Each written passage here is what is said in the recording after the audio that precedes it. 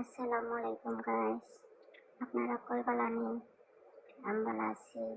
আজকে আপনারা মাঝে লইয়া আইছি আমি একটা রেসিপি। আজকে আমি রান্না করবো দেশি মুরগির ঝোল। প্রথমে আমি একটা কড়াই বসে পরিমাণ মতো সয়াবিন তেল দিছি। এখন আমি তেল গরম হওয়ার পরে দিলাম আদা বাটা, পরিমাণ মতো রসুন বাটা দিলাম, দিয়ে একটু নাড়াচাড়া করার পরে দিব পেঁয়াজ।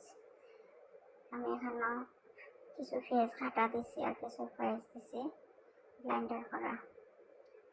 মিক্স দেওয়াটা দিয়ে এখন বালাটিকে নাড়াচাড়া করুন। এখন দিলাম পরিমাণ মতো লবণ। লবণ আগে দিলে পেঁয়াজ টানে সকাল। আপনারা সবাই আমার ভিডিও দেখবা, লাইক সাবস্ক্রাইব কমেন্ট করবা।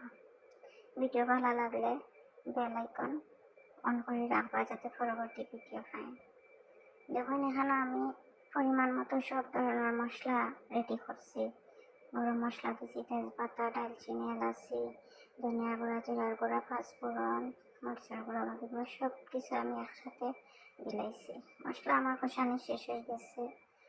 এখন আমি দেশি মুরগি দিলাইলাম, একদম খাঁটি দেশি মুরগি, কিন্তু আপনারা পিস দেখলেও বুঝতে পারবা এগুলা দেশি মুরগি। এখন কিছু সময় এটা চুলার মধ্যে রাখবো, মাংসটারে কষাইব।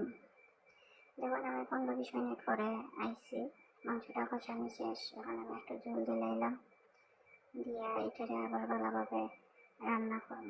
কষানির মাঝে মাংসর মজা। তরকারির কালারটা দেখে মনে হয় খুব মজা হইব। এখন আমি কিছু সময় এটারে ঢাকনা দিয়ে রাখবো।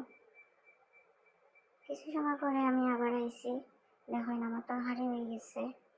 এখন আমি ধনিয়া পাতা দিলে, এখন ধনিয়া পাতা কিন্তু দেশি ধনিয়া পাতা।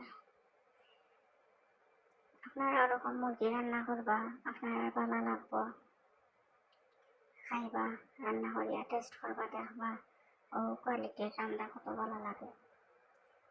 দেশি মুরগি যার কারণে কিছু সময় বেশি জাল দিছি, কারণ মাংস শক্ত থাকবো। আমার রান্না শেষ, এখন আমি পরিবেশন করলাম।